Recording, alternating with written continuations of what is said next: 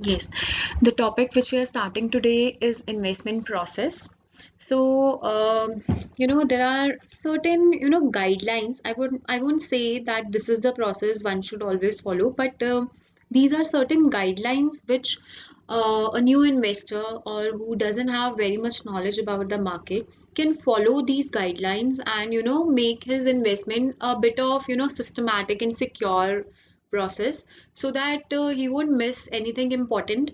Plus, the chances of losses or any miss calculation would be less if you follow these steps. So these are we call it investment process, but in very simple terms, I say these are guidelines one can follow while investing in the market, right? So let's have a look. What are these steps which one can follow to while investing in the market? So the first step is making investment policy. So when we talk about investment policy, it is completely personal policy which an investor can follow. Yeah. So it may vary from person to person. There is no rule of thumb that everybody has to follow a fixed policy. You can form your own customized policy according to your needs. As we discussed in previous classes, that everyone invest as per their own needs and concerns. So, the policy will also be customized by the investor itself. It doesn't mean that everybody has to follow the same policy. Then analysis is there. Then third step is valuation. Then fourth step is portfolio construction, and the last step is portfolio evaluation. So, these steps which I'm going to discuss with you, these steps are in itself a very, very huge topic. Right, but today we are just overviewing these steps, but in later classes we'll understand these five steps in depth. That how to do analysis, what techniques can be used to do analysis, how to do valuation, how to make a portfolio, and how to evaluate a portfolio. So these, from analysis to valuation to portfolio construction to portfolio evaluation, these are in itself very huge topics which we will be discussing in later classes one by one. So today we will be just overviewing that what all comes under analysis, what is the need of analysis, what is the need of valuation, what is the need of constructing portfolio, and why portfolio evaluation necessary, and how to do all these things. So these are all very big chapters, the very big concepts which we will understand in later classes. But today let's go with an overview of all these things. So let's start with investment policy. So, as I told you, that investment policy is completely based upon the needs and requirements of the investors. So, it may vary from investor to investor according to their risk taking ability and expected returns. So, as I told you, that for any investment, there are two sides of a coin, that is risk and return. You cannot invest in any particular stock only on the basis of return or only on the basis of risk. But usually what investors, a new investor or anybody, they just see the return part, but they ignore the risk part. But if you see both risk and return, then only you will be able to take a calculated risk. You will be able to take calculated risk if you see both risk and return, right? So other factors, there are many other factors. These factors we have discussed in our previous class also, like tax shield, and like how much tax rebate you are getting if you invest in a particular investment venue, and what is the dividend policy of the company. For example, you are investing in a company for a longer duration, like we yesterday we discussed, like investment is always for a longer duration. So when you are investing, you are earning income in two ways.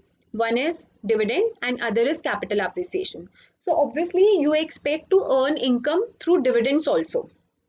So it is very, very important that you see what is the dividend policy of the company, whether the company pays dividend every year or not.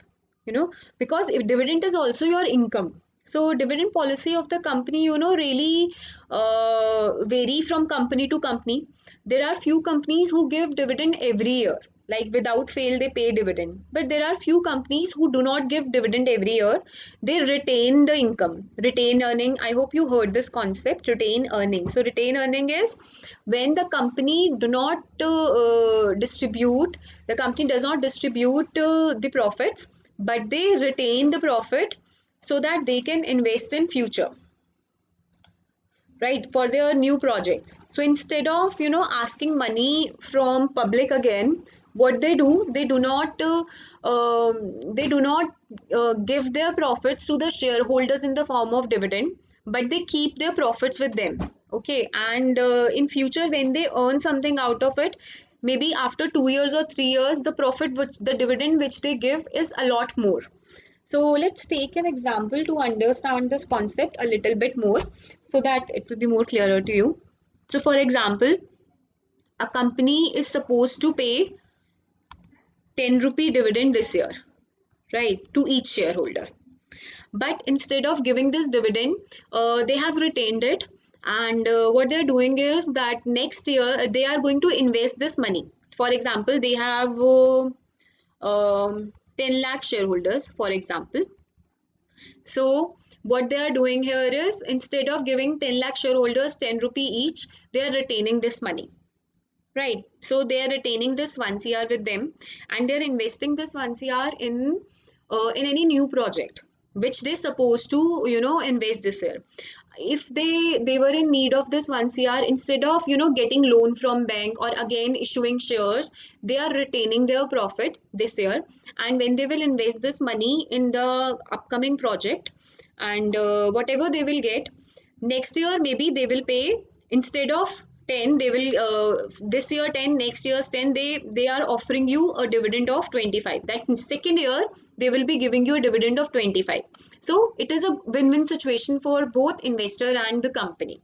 So if a company is not paying you dividend, you must check whether the company has an upcoming project in hand, that's why they are not giving you dividend, or the company is in losses, that's why they are not giving you profit. So if the company is having a good investment plan with them, that's why they are not giving you profit, and they're promising you good dividend in next year or in coming years, then you can wait.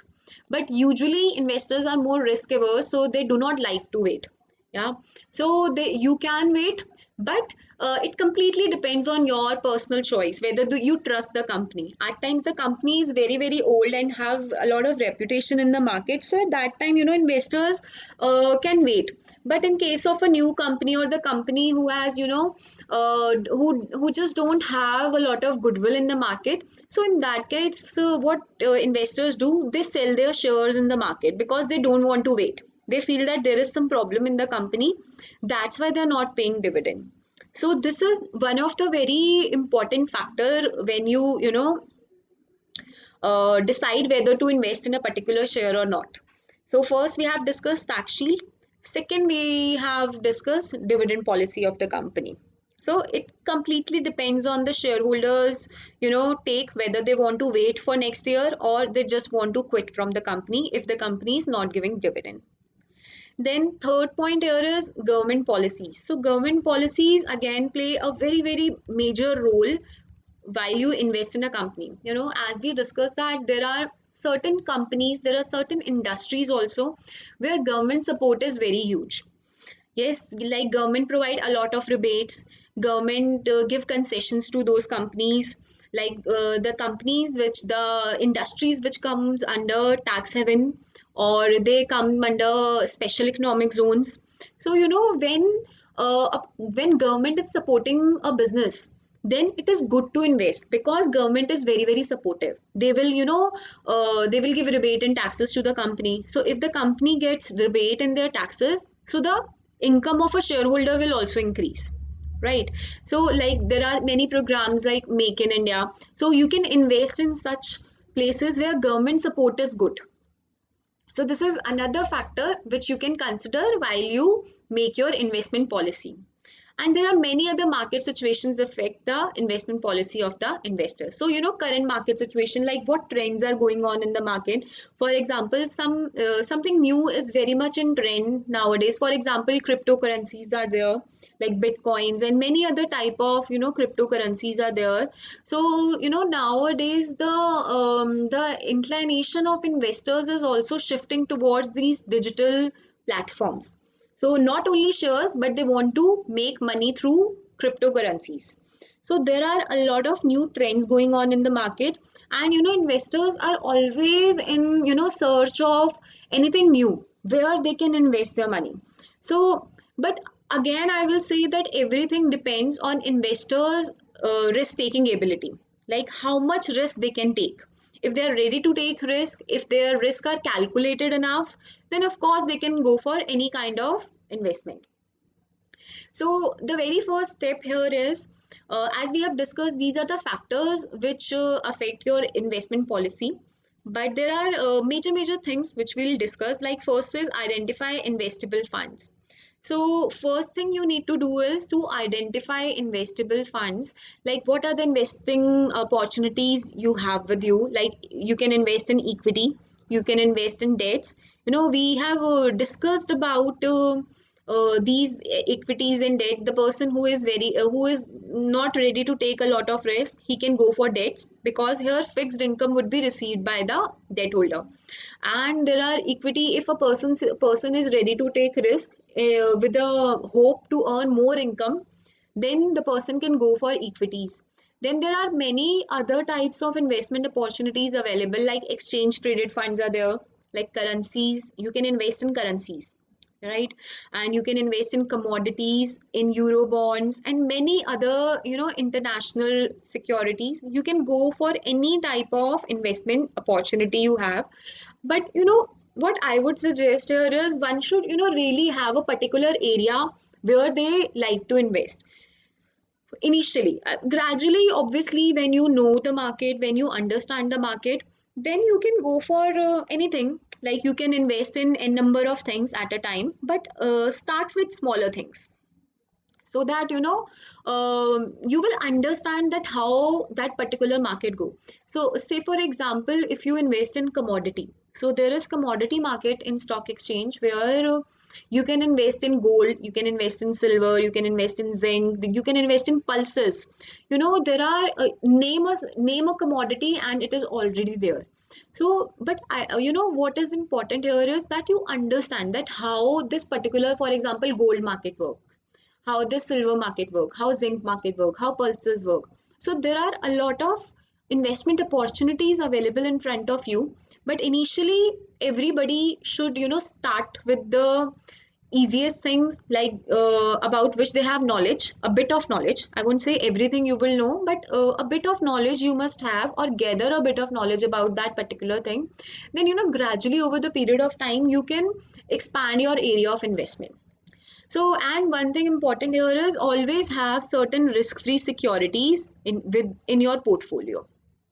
Never put all your money in riskier venues like in stock exchange. Always put a certain portion of your money in risk-free also. Because you may not know the market completely, or any mishappening also may happen. Like anything can happen in the market. So it is important that put your money in some risk-free security also, so that in case of market crashes, at least a certain portion of your money would be in safe hands, right? So this is the first step: identify investable funds where you can invest. Then next is objectives, with what purpose you are investing your money. It is very important.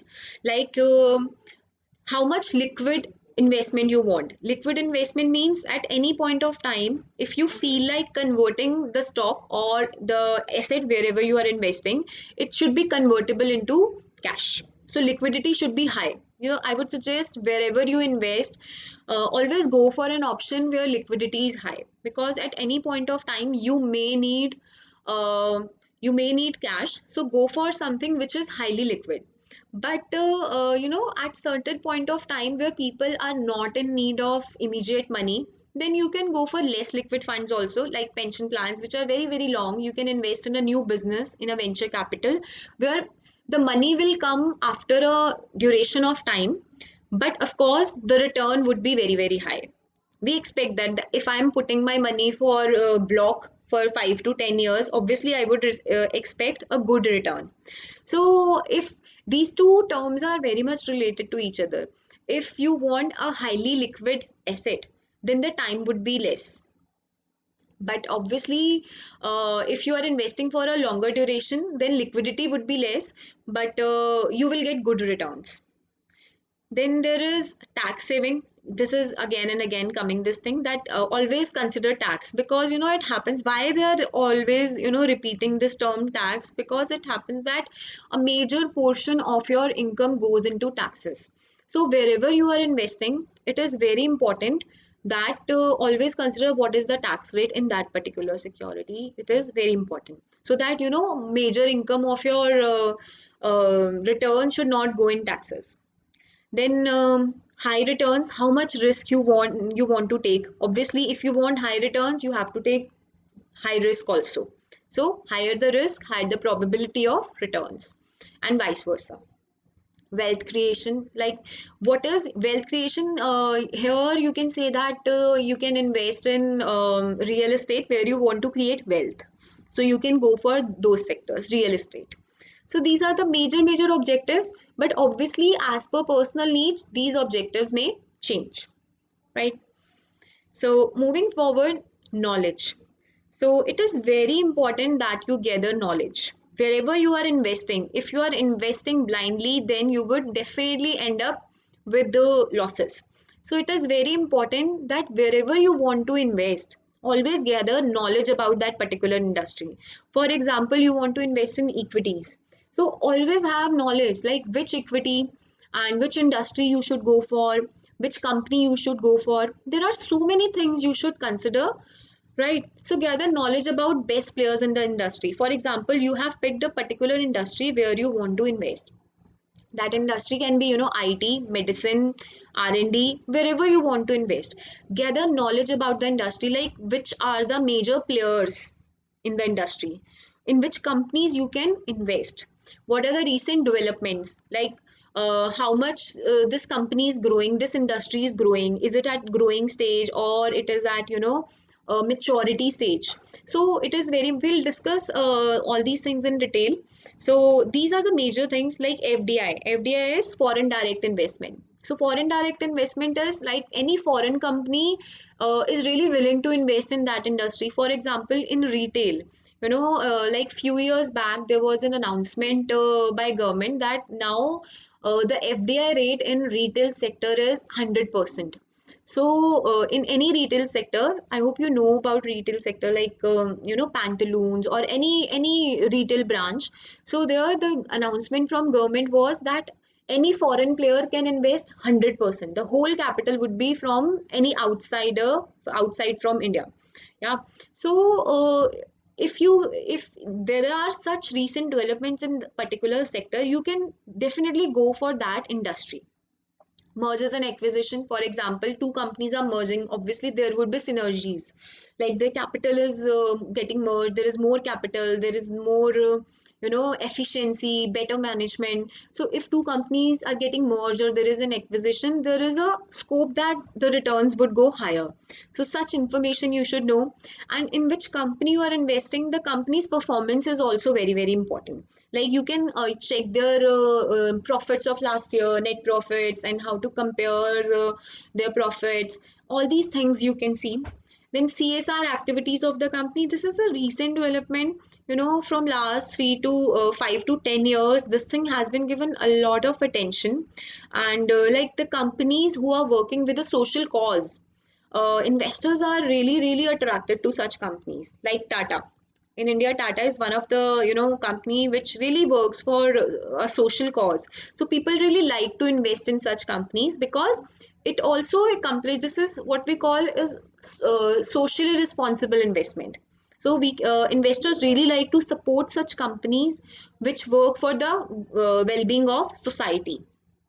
So there are other also PNG, and they really like, you must have seen ads of certain products which say that they out of their income 1 rupee is gone for any social cause. So people really nowadays attracted towards such companies who are working for a social cause. It shows their integrity. So when the companies are such having high moral values and integrity, then the chances of scams in such companies are also very very less. So it is very important that you can go for these companies. So development your own skill, develop your own skills. It is very important. See, gradually when you are investing, you have to see that how to improve my decision making ability, like picking a stock. Maybe first time the stock which you have picked is not giving you good return. Maybe your estimations are not up to date. But gradually when you are investing, you will be able to, understand how market works, how the trends are going on, which companies are investment worthy, you know then tax havens, special economic zones, government policies, all these things we have discussed. Then foreign relation of country with which your company is dealing, this is very very important. For example, there may be certain companies like nowadays due to corona, there are so many companies who are dealing with Chinese market. So India has stop the trade with China in many areas. So, how the relationship of the company with that particular country with whom they are dealing. So, it is also very important, like foreign relations, like India, China, or India, Pakistan. So, it is very important to see that in the company in which you are willing to invest, with whom they are trading. So whether the country is having good relationship with the other country or not. Then currency fluctuations is very important. If you are dealing with a if you want to invest in a company which has an exporting business, for example, and exporting or importing, whatever. So the currency fluctuation is very very important.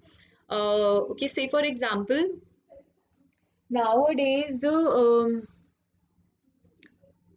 just a second.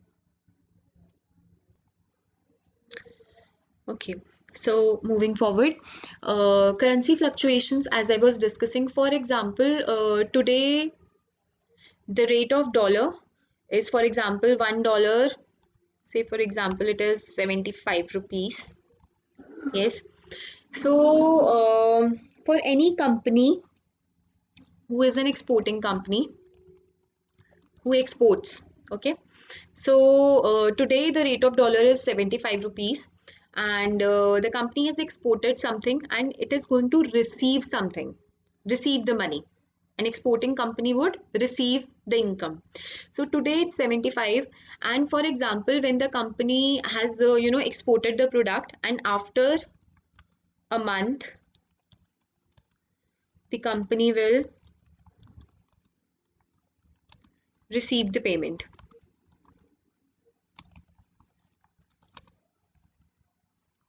Right, after 1 month the company will receive the payment, and after 1 month, when the deal was done, the rate of dollar was $1 equals to 75 rupees. Right, but after 1 month when they will receive the income, the dollar rate is now $1 equals to 70 rupees, for example. So obviously the company would be, the exporting company would be in loss, because the company is going to rupees 5 rupees less. Right. So the fluctuations in the currency also plays a huge role in your decisions, in your investment decisions. So you can invest in such companies where the currency fluctuation is very minimum, so that you can really predict the future of the company. You can really predict the profits they're going to make. But if the currency fluctuation is high, then you know deciding that whether the company is going to earn good or not will become difficult. Then market is very volatile. Volatile means it changes very frequently, then we call it volatile. So these are few of the things, few of the factors which you can consider. Okay, then moving forward to the next step of investment process. So the next step is analysis. To analyze which stock we must pick for investment is an approach called EIC. So, this approach is, we'll discuss in length about this approach, but today I'm just going to give you an overview of this concept of EIC. So, EIC stands for Economic, Industry, and Company Analysis, right? So, whenever you invest in a particular stock, the first thing the first thing you pick here is the economy. In which economy you want to invest in. So, the kind of economy, it is always good to invest in developing economies. Why developing economies? Because in developing economies, the resource they have a lot of resources, and they are in growing stage. They are going to do something. For example, country like India, where we have a lot of resources with us, and if somebody invests in India, we have good education level, we have income of the people are also increasing, and infrastructure is good. So investing in India is a good investment plan. So instead of going for developed economies like US or something, because they are already very grown up. But if you pick an economy which is at developing stage, here stocks would be underpriced. They are going to grow in future. So one should invest at the foundation. So it is good to choose a developing economy. But obviously, if you feel any economy where investment is good, developed economy, you can go for that also. There is no harm. But usually one should pick developing, where the scope is good. Right. So choose a good economy, developing economy instead of developed. But of course, it depends on your decision also. If there is some good opportunity in developed or underdeveloped also, you should go for it. But you have to identify an economy which is at growing stage so that you can earn something out of it. Then pick an industry. So which industry we can choose? So industry is like, there are four stages of industry life cycle. The first is pioneering stage, second is growth stage, third is maturity, and fourth is decline. So pioneering stage is the stage where is just at the start of it. For example, when mobile industry came into existence, earlier there were landline phones. There was nobody who used to have mobile phones. So when these mobile phones launched in India, people were not very keen because there was incoming and outgoing both charges for both incoming and outgoing calls. So at that time, people were very reluctant to invest in mobiles because they found it very, very costly. And although it was and it had an added advantage, but still it was costly. That's why people were not very interested. But few people invested at pioneering stage also, at this stage. So at this stage, one should buy the stock of such industry which is at pioneering stage, very new industry. Okay, so one can go for industries who are at which are at pioneering stage, and you can buy those stocks. But one thing is there, that if you invest in a pioneering stage industry, the risk would be very high, because obviously nobody knows that whether the industry is going to grow or not. That to decide that factor is very, very difficult and important also. So usually the people who are high risk takers go for investment in at pioneering stage, right? Then comes stage number 2, that is growth stage. At growth stage, again, you can buy. Here, risk is comparatively less in comparison to pioneering stage. So, for example, as you can see, 10 and 15. For example, if you buy the stock at pioneering stage, the price of the stock would be 10 rupees. But if you buy the stock at growth stage, then the stock price may become 15.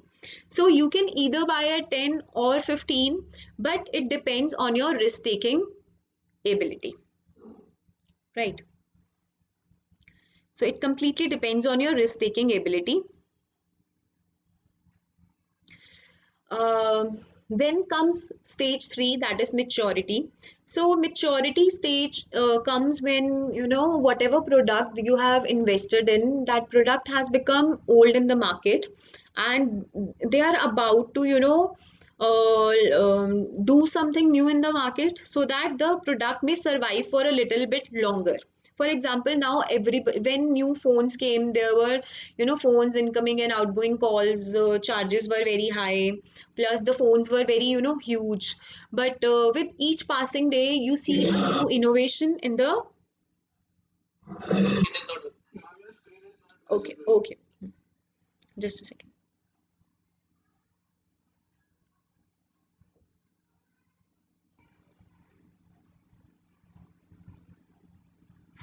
Yes. So, what I was saying is that at maturity stage, like phones, I was giving example of phone, that you know, with time, every day a new innovation has been there in mobile phones. That's why people are still in this, you know, industry. People are investing in telecom.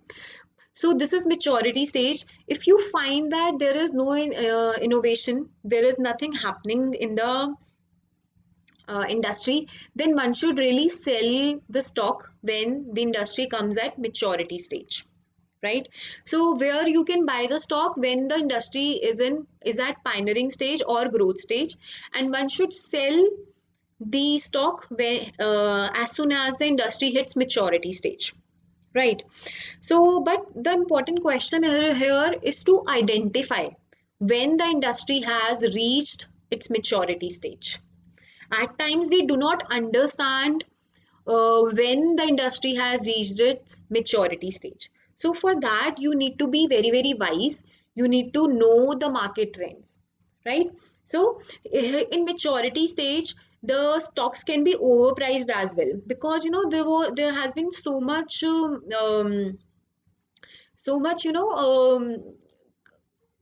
so much talking about the stock that there has been so much of the stocks are too overhyped, because of which the stocks are overpriced at maturity stage. So once you feel that stocks are overly priced and there is nothing happening new in the market, then one should really sell the stocks as soon as the industry reaches the maturity stage. So this is one important thing. And obviously, if you haven't sold your security at maturity stage, then it will come to decline stage. And if you are holding your stock at decline stage, obviously you will suffer losses. So it is very important that you sell your stock at maturity stage. You can buy either at pioneering stage or growth stage, but sell at maturity stage. And if you miss the chance of selling your stock at maturity stage, then obviously there would be losses because you have entered into decline stage. So these things are very important to understand. Then obviously, and then again, to then third point of EIC analysis is we have discussed economy, we have discussed industry, and the third stage is company analysis. So like you have picked the industry like telecom, as I've given you example of telecom. So you have to pick which company out of that huge industry. So for that, you can do the ratio analysis of the company. You can see the annual reports of the company. You can see what are the future prospects of the company and how efficient the managers is. You can do SWOT analysis. SWOT analysis is strength, weakness, opportunity, and threats. Like, what are the major strengths of the company? You can compare maybe two or three companies and pick the best one on the basis of their profits, on the basis of their efficiency, future prospects. On these basis, you can pick a particular company. Then, you know, there are three caps in the market: large cap, mid cap, and small cap. So, large cap, mid cap, and small cap, these are three set of companies. Like large cap companies are very big companies, and obviously, the stocks of large cap companies are usually overvalued, right? Because people, there is so much hype of these stocks that the demand of these stocks is very high, and when demand is very high, the prices also go up, because of which the stocks of large cap companies are overvalued. always overvalued. So obviously if something is overvalued, when any problem will come, any market crash would come, these stocks will go down like anything. So these stocks are very very risky. But yes, you can earn something out of it also if you have invested at the right time. Like at pioneering stage, if you have invested in such stocks and now they are overvalued, you should sell it and you should choose, your stocks very, very carefully. Never buy overvalued stocks. Then mid cap, these are moderately risky and less overvalued. They are not too much overvalued. And the third one is small cap. These are very less risk is there and undervalued. So for a new investor, plus the person who has limited funds with them, they can go for small cap stocks. But obviously it depends on your risk taking ability plus your wisdom, how much wisdom you have applied while picking your stock. You can go for any of these, but there are a number of factors which affect your decision, right? So accordingly you can choose. Then there are again two set of stocks with you, growth stocks and value stocks. So this is very very important to understand what are growth stock and value stocks. So growth stocks which are overpriced, growth stocks are usually overpriced because of market sentiments. Because people have a lot of expectation from growth stock that they are going to pay a lot of income to the investor. So some news related to the stock. For example, there is any news in the market like mergers and acquisition, bonus shares, FDI, foreign direct investment, or foreign institutional investment. So any news if comes to the market, if hits the market, people become so excited about such stock that oh, so much investment is going to happen in these stocks. So they tend to invest in such stocks because there is very much positive news about these stocks in the market. So these stocks are called growth stock, where investors have a lot of expectations from these stocks. So in these stocks, usually current market situation is seen, and usually investors or traders who want to earn profit in short term invest in growth stocks because they feel that today this news has come, and for example any positive news about the stock has hit the market, and they immediately buy the stock. And after 2 3 days, when or maybe a month or two whatsoever, when they have reached their peak, they sell it by booking their profit. So these are called growth stocks. And on the other hand, there are value stocks. Value stocks are usually underpriced stocks where the company has a good project in hand. They are working on a project, and maybe after 1 or 2 years, when the project would be completed, then the company is going to share good returns. So the prices of value stocks increase gradually. They do not increase like overnight. But in growth stock, the value of the stocks increases overnight within a day. The moment a new information comes, stock prices will go up for growth stocks. But in case of value stocks, prices go up gradually because the company is really working hard on any project, and over the period of that time, they are going to give you good returns. So these are, this is another classification for the type of stocks where you want to invest in, right? So this is all about analysis, where we have understood what is EIC analysis in economy, industry, and company analysis. Then you can go for growth stocks or value stocks wherever you want to invest. So this is all part of analysis where you analyze the market. So till now we have discussed two steps. First is defining your objectives. What do you expect from the company, from your investment? And second is what is available for you. These two things. So your expectations plus market availability. Two things should match, right? Then moving forward, the third step is in investment processes valuation. So here one step we are going to discuss this one point, the one term which we are going to discuss is intrinsic value, right? So here intrinsic value, what is intrinsic value? Intrinsic value of the share is the true worth of the stock. What is the true value of the stock? So to calculate the true value of the stock, there are certain formulas which we apply. We'll do that in valuation of security, right? So valuation of security we do, and on the basis of what is the expectation for the future, how much dividend the company is paying, on all these factors we calculate intrinsic value of the stock, right? So what we do here is we compare the intrinsic value of the stock with the market value, right? So if intrinsic value is greater than market value, it means the true worth of the stock, right? Intrinsic value is true worth of the stock. If true worth of the stock is greater than market value, it means market value is less, but actually, for example, let's take an example.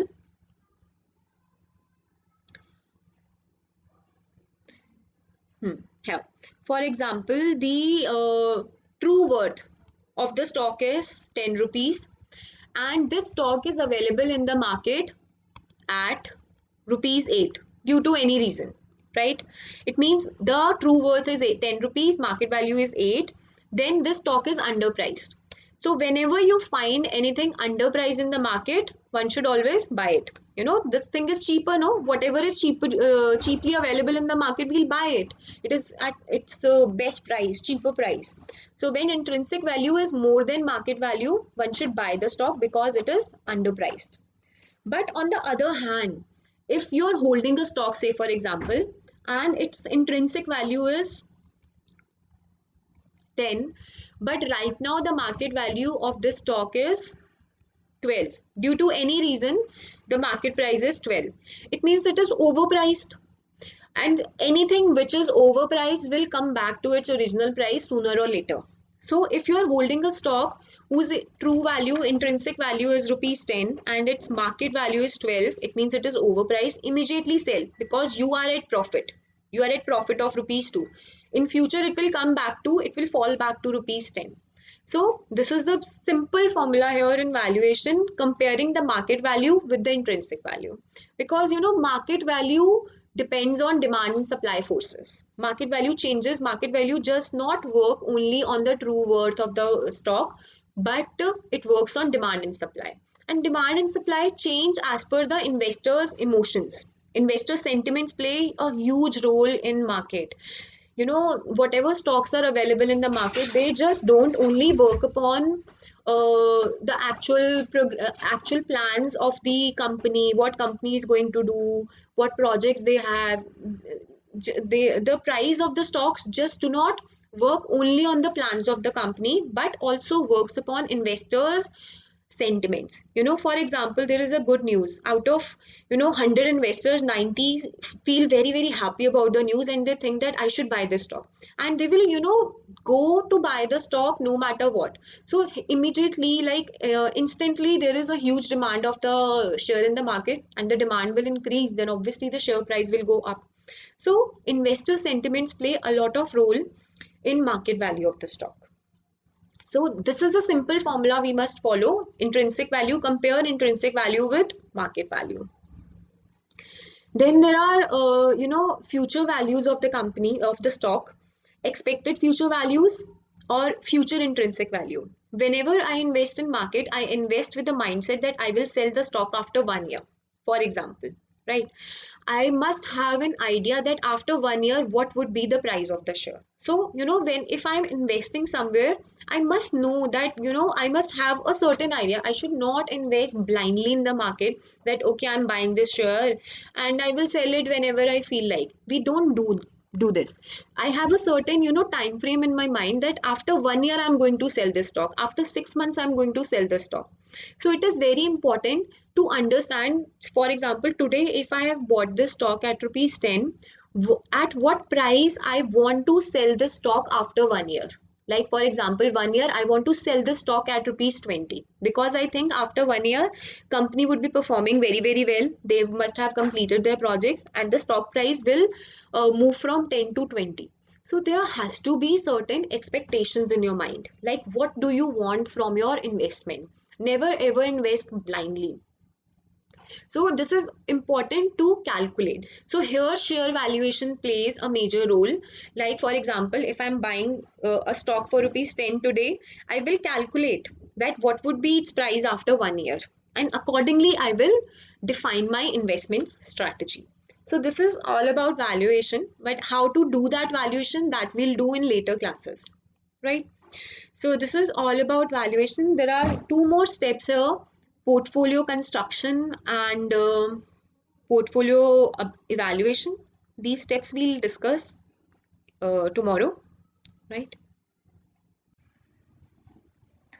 So we are starting with fourth step of investment process. The first three which we discussed were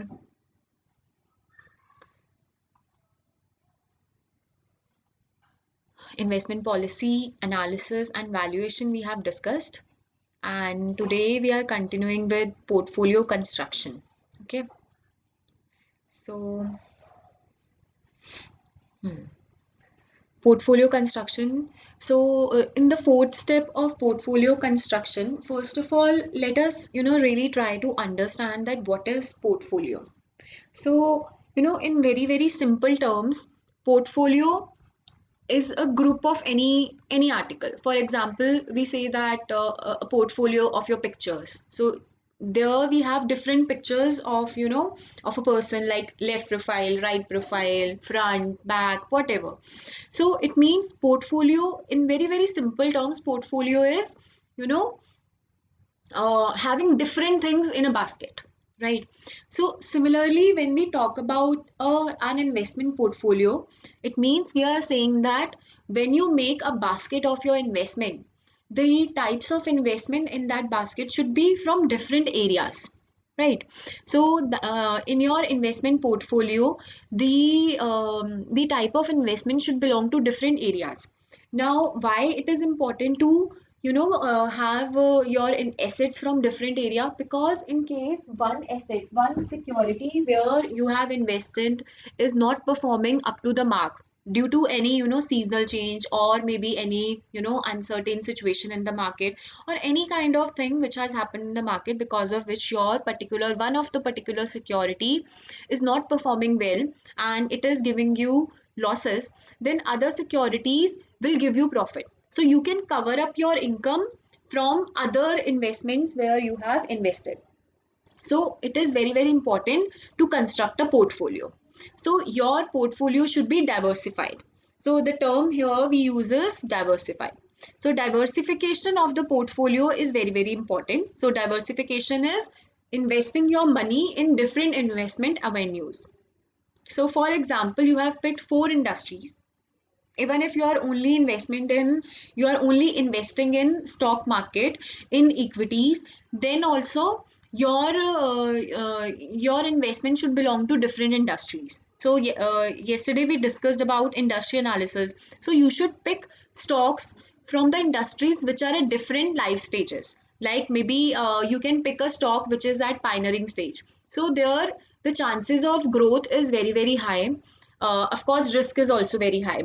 Then other security you can pick from second stage, that is growth stage. You can pick from growth stage where returns, the expectation for returns is very high, but as well as return is not as high as it is in pioneering stage. So one stock you can pick from the industry which is at pioneering stage, other stock you can pick from an industry which is at growth stage. And if you have any stock in your portfolio which is from the mature stage industry, so there you can sell it off. So similarly, you have to pick industries on the basis of their industry life cycle. So here, like I have written, you can pick, for example, four stocks. One is from auto, medicine, R&D, and IT. So this is all about equity only, but simultaneously you can also have securities, you can also have assets in your portfolio like debts, which will give you a fixed income. No matter how market is performing, it is going up or down, this debt is going to give you a fixed interest. So you can have few debts or bonds in your portfolio, right? And then of course you can invest in real estate also. we are, when we talk about, investment, we are not only talking about stock exchange investment, stock market investment. You can invest anywhere. So it can be real estate, it can be commodity market, it can be currency market. You can invest in currencies.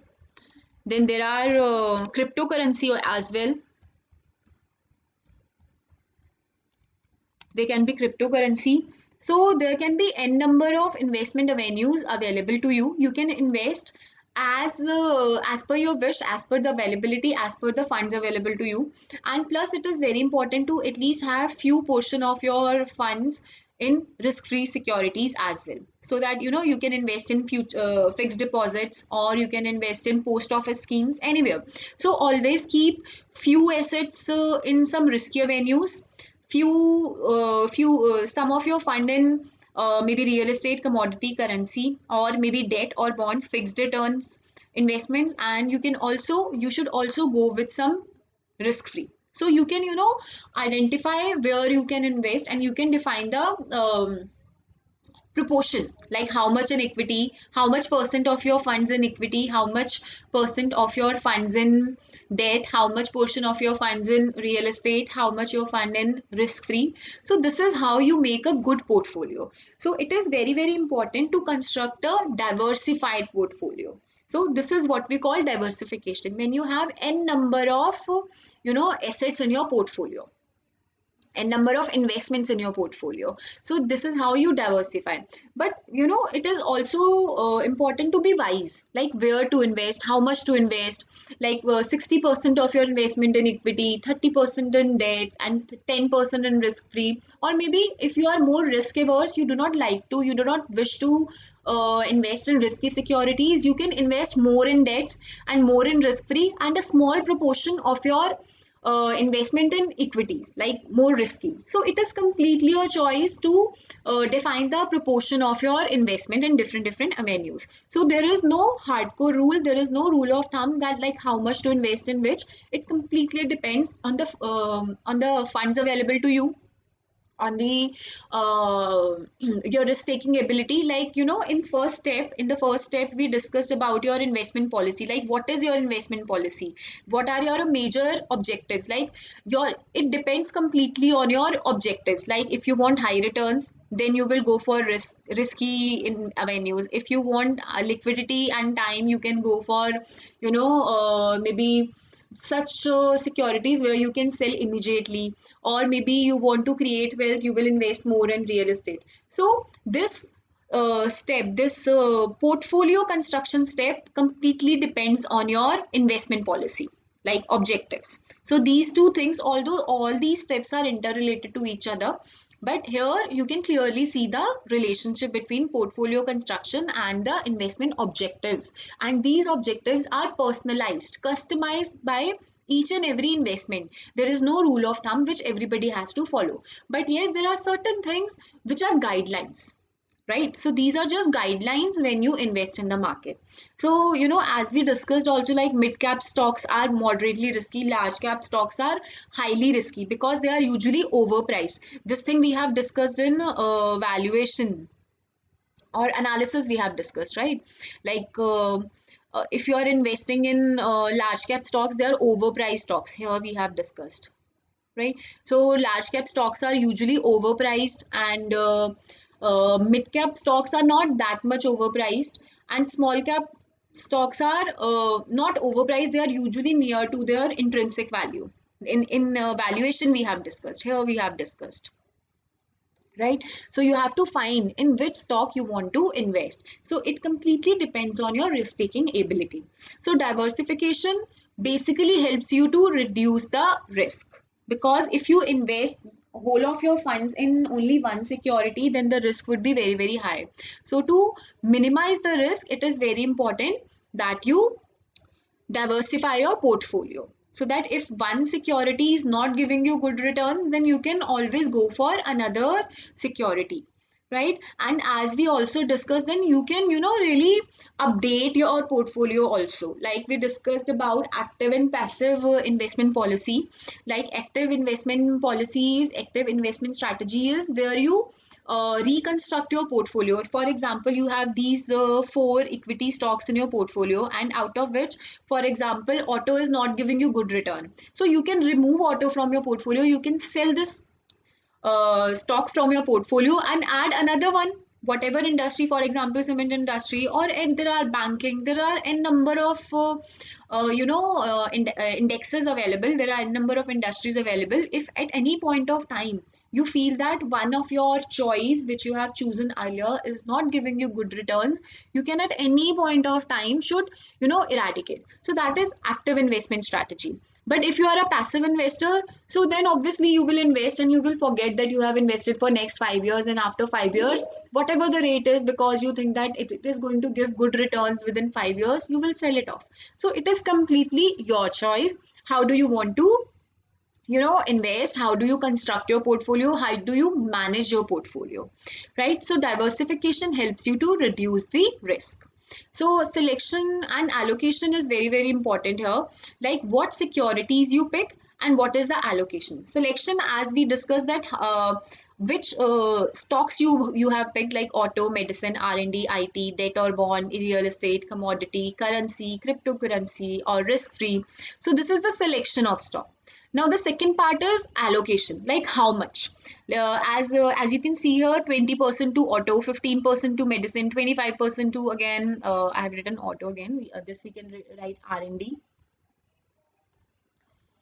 Okay, so it completely depends, like how much do you want to invest. So you allocate, how much do you want to allocate, and 15% IT and rest 25% in risk free. Or at any point of time, you can also add debt in your portfolio or any other type of investment avenue, whatever you know, into your portfolio, right? So this is called portfolio construction. Now, moving forward, the last step of investment process is portfolio evaluation.